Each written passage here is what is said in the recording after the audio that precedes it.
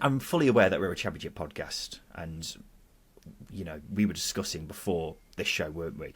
But we just felt compelled to talk about the situation at Reading. Yeah.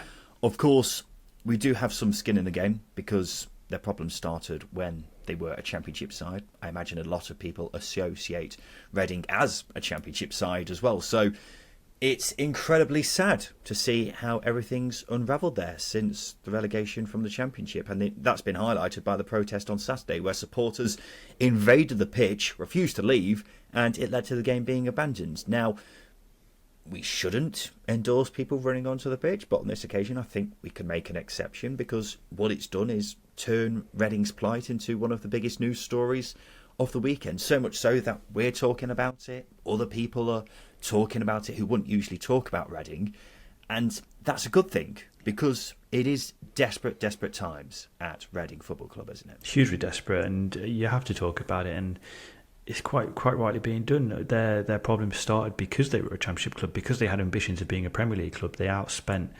themselves, and obviously the profit and sustainability rules stung them a fair bit, and the owner seemingly got a bit bored. But I think the thing that worries me a hell of a lot is Dai Young, the current owner of Reading. He's plunged 2 clubs out of existence before: KSV Roeselare in Belgium and Beijing Chengfeng, obviously in China.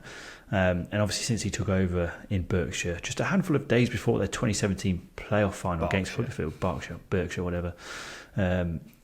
Just a handful of days before their 2017 playoff final against Huddersfield, they've been relegated. They've had 16 points deducted. They've missed HMRC payments.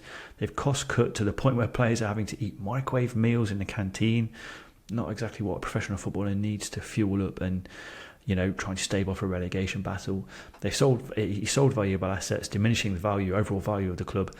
And to really tip it all off, he's not had a single interview. He's not had a single question where he's answered any of this.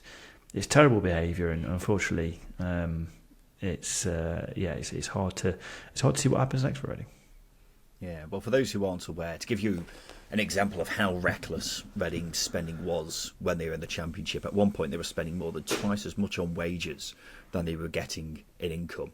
So when you're spending that much, it's always going to be a car crash if something happens like the owner losing interest. And that's, unfortunately, that's what's happened. And you've mentioned all the things there, Justin, that are currently happening at the club. The thing that's really, or as far as I'm aware, the thing that's really kicked it all off in the past few days is players being sold behind the backs of the manager and director of football. And it's just appalling, especially, the extreme cost cutting that's been happening at the club in the past few months. And Justin, of course, you're a Derby fan and nearly saw your own club fall into oblivion. In comparison, that was resolved relatively quickly, while Reading are just seemingly decaying before our very eyes, and nothing is being done about it. But what can be done? I mean, what can the EFL do? For example, the governing body of the English Football League, what can they do? We've crossed this path before with Derby, as you mentioned, but it's proof that football in this country can't look after itself. There's a lot of self-governance. A lot of the football clubs protect their own interests, and unfortunately, an external source needs to come in and examine and scrutinise what football clubs are doing, and that's where a regulator steps in. Reading, for me, the people at the football club, the people who have been made redundant, and the supporters, they're all victims of a poor previous regime within the EFL who let this sort of reckless spending go unpunished, who allowed it to carry on. Obviously that regime has moved on, but it's unfortunately led to the likes of Derby, Sheffield Wednesday, and Reading of pretty much being robbed of their short-term futures. Well, I don't know what the fit and proper test was doing when Dai Young came into power at Reading, but the worrying thing is the brilliant Sell Before We Die protest group. They put out a statement a few days ago after a meeting with club officials.